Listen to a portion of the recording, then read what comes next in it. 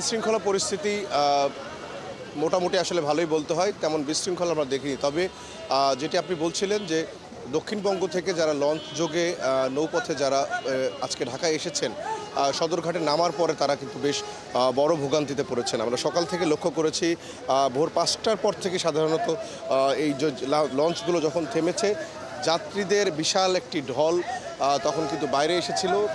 যানবাহন সংকটে তাদেরকে পড়তে হয়েছে। সবচেয়ে বড় যে সংকট সেটি হলো যে বাড়তি ভাড়া।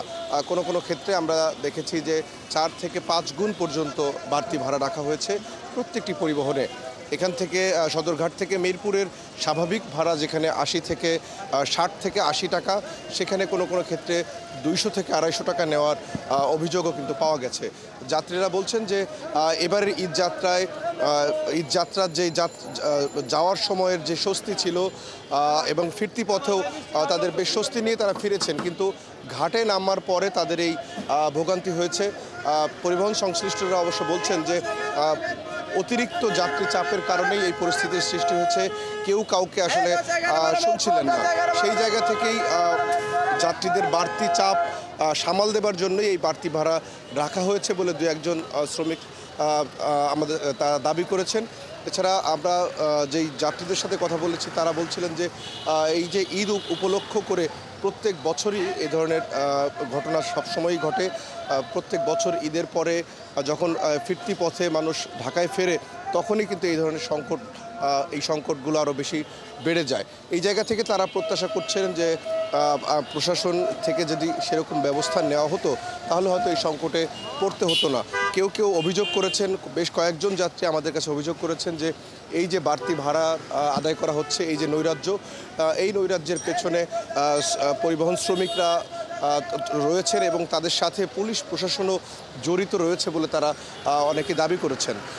তবে আমরা পরিবহন সংশ্লিষ্টদের সাথে কথা বলেছি, এখন একটু কিছুক্ষণ আগ পর্যন্ত অনেক মানুষের ভিড় ছিল। এই মুহূর্তে আমরা সদরঘাট এলাকায় যাত্রী চাপ তেমনটি নেই আসলে বলা যায়, কারণ আপনি জানেন যে দূর দূরান্ত থেকে যেই লঞ্চগুলো আসে সাধারণত সেগুলো ভোর 5টা থেকে 6টার ভেতরেই কিন্তু ঘাটে চলে আসে। যাত্রীর যে মূল চাপ, সেই চাপটি এই মুহূর্তে নেই। তবে ভোগান্তি আমরা এখনও দেখছি বেশ কিছু মানুষ, বিশেষ করে নারীরা রাস্তার ধারে ব্যাগেজ নিয়ে বসে আছে, বস্তা নিয়ে বসে আছে।